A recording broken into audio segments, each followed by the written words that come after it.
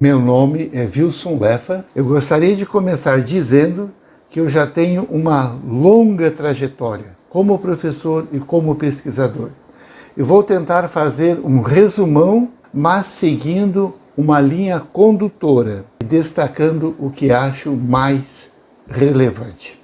Minhas reflexões têm por base as coisas que eu fiz na prática, muito mais do que os livros que eu li na teoria. Eu pesquiso por indução, indo da prática para a teoria.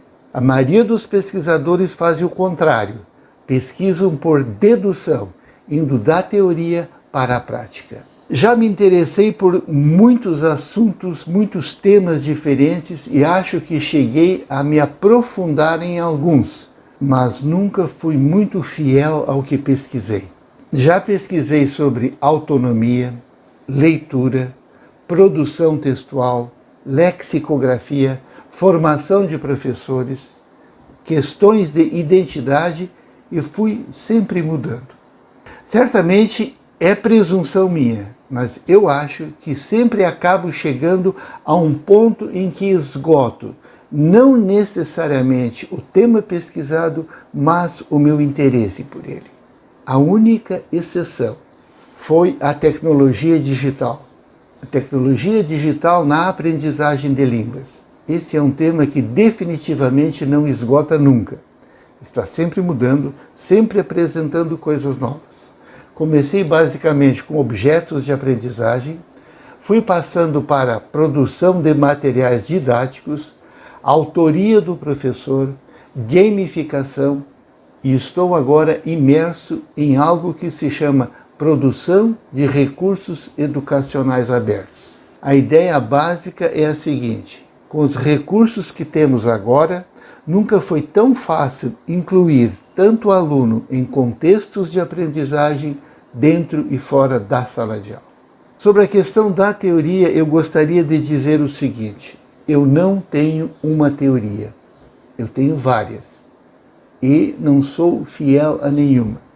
Lá no fundo, secretamente, eu busco uma teoria que explique mais com menos palavras. A teoria de tudo. Talvez o dia em que eu a encontre, serei então fiel para sempre. Tenho um interesse maior em metateorias. Teorias que alimentam teorias. O que eu chamo de teorias tronco. São três as que têm feito minha cabeça. A teoria da atividade, com base em Vygotsky, Leontiev, Engström, onde vejo aflorar principalmente a questão da mediação, como instrumento que nos empodera e nos torna maior do que somos. Simples assim. Depois vem a teoria do caos e da complexidade, que me fascinam por mostrar, na minha percepção, nossa natureza conectada. Somos cada vez mais uma rede. Crescemos e evoluímos pelos laços que conseguimos criar com os outros. Aqui também, quanto mais laços temos, mais somos. Finalmente, a teoria do pensamento complexo, com base em Edgar Morin, e com base nos paradoxos, tipo, a parte está no todo e o todo está na parte. Já em si um paradoxo, mas tem mais. O todo é maior que a soma das partes. Espera aí. Então, a parte está no todo, mas não é o todo. Mesmo que se some todas as partes, ela não chega a ser o todo. Lição para tirar daqui. Esse é o aspecto que eu quero destacar porque eu acho mais importante.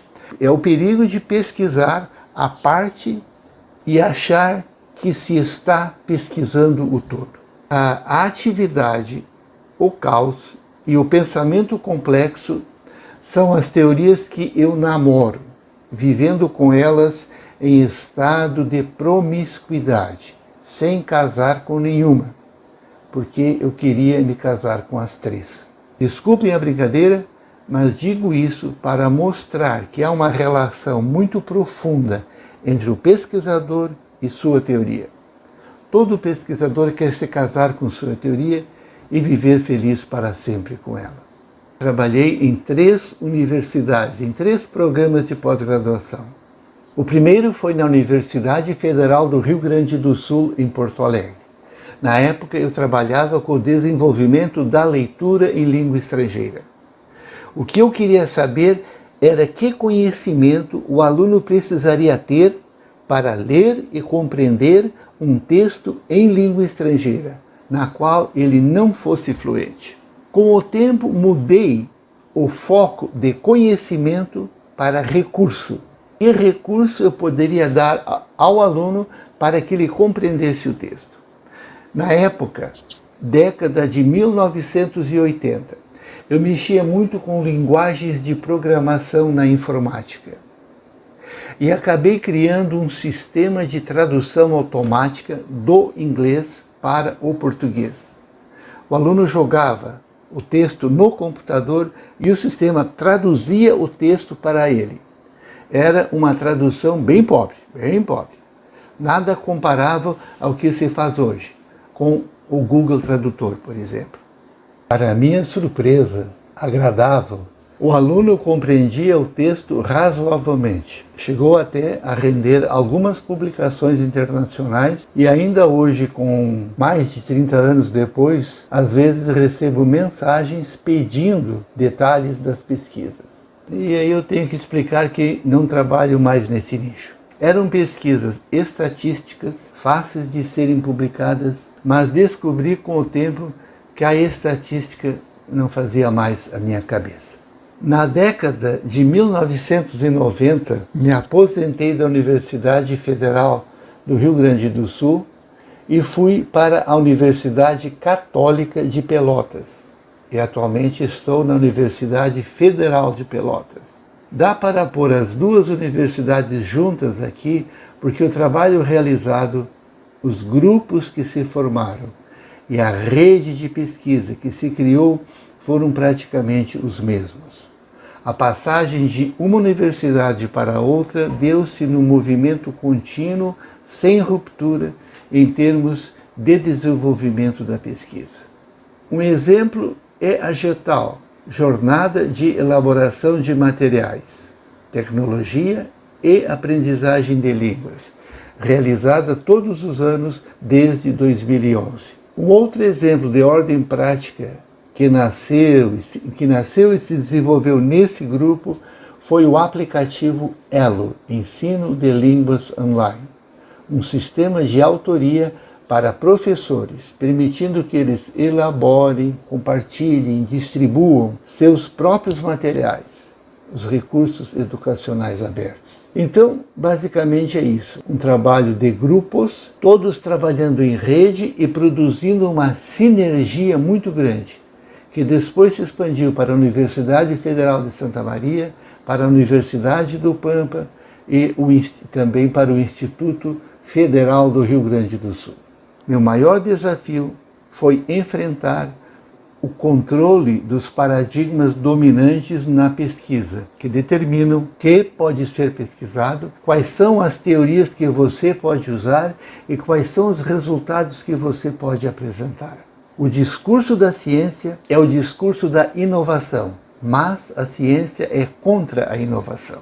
A ciência fala muito da necessidade de ser original, mas é preciso entender até onde vai essa originalidade. Ser original na ciência é descobrir novos dados que confirmem a teoria dominante. A ciência quer que o pesquisador confirme o que ela está dizendo. Como superar esses desafios? Não sei até que ponto superei, mas acho que me ajudou quando descobri que eu não estava interessado em usar a minha prática com os meus dados para justificar uma teoria. Eu partia da prática e buscava uma teoria para explicar os meus dados. Era um caminho inverso. Até certo ponto, eu acho que deu sorte quando eu encontrei a teoria da atividade e a ênfase que ela dá ao processo de mediação. A importância do instrumento e a sua capacidade de mudar nosso corpo e nossa mente dentro de uma perspectiva social. Tudo a ver com o que se entende por educação e aprendizagem. Que dica eu daria aos que estão iniciando a carreira acadêmica? Use as restrições a seu favor. Para sermos bons no que fazemos, precisamos receber críticas.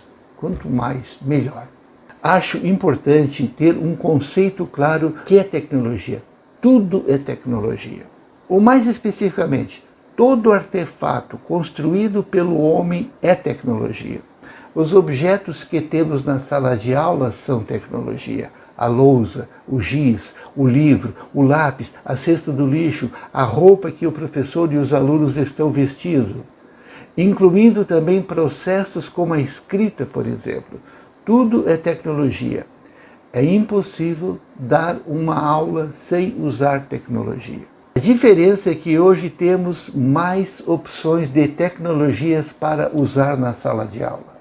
São tecnologias muito mais envolventes e de um custo extremamente mais baixo do que nas tecnologias tradicionais e com um retorno muito maior quando usadas adequadamente. Minha dica é procurar usar sempre a tecnologia a nosso favor, não contra nós. Um exemplo contra nós. Imagine um professor com 10 turmas de alunos, mais de 300 alunos ao todo, criando para cada turma um grupo de WhatsApp e propondo uma atividade em que ele, professor, vai tirar as dúvidas de todos os alunos. Se a experiência der certo e os alunos começarem a fazer perguntas para ele, o professor não vai mais fazer nada na sua vida. Um exemplo a nosso favor. Vamos à sala de aula invertida combinada com aprendizagem baseada em tarefas. Os alunos, em grupos, fazem a tarefa fora da sala de aula, com apresentação, discussão e esclarecimentos na sala de aula. A aprendizagem de uma língua envolve diferentes dimensões, começando na base pela dimensão sistêmica, léxico, sintaxe, semântica, etc.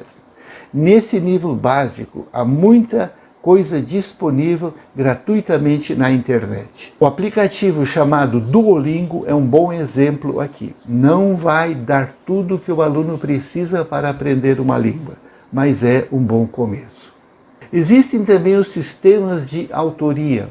O professor prepara as atividades para seus próprios alunos e o sistema toma conta do resto.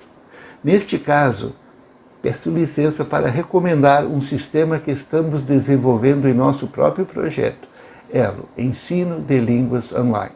Depois da dimensão sistêmica, em nível mais alto, vem a dimensão comunicativa. É quando entra o outro. Normalmente falamos para o outro, interagimos com o outro. A língua se torna ação. Dizer é fazer. Este é o mundo da internet, com suas redes sociais, etc. São aplicativos criados para outras finalidades, mas que podem ser usados para o ensino de línguas. Finalmente, no nível mais alto, a terceira dimensão, que é a dimensão crítica. Além de falar, além de agir, nós também refletimos, ou pelo menos devemos. Minimamente significa posicionar-se diante das coisas, argumentando. Não esquecer de ligar o desconfiômetro, como já dizia Descartes, duvidar sempre. Se alguém te disser, por exemplo, que é melhor ter emprego do que ter direitos, peraí, melhor para quem? Interessa a quem? Quem se beneficia da perda dos meus direitos? Acho que é isso aí. Um resumão do meu percurso como professor e como pesquisador. Muito obrigado.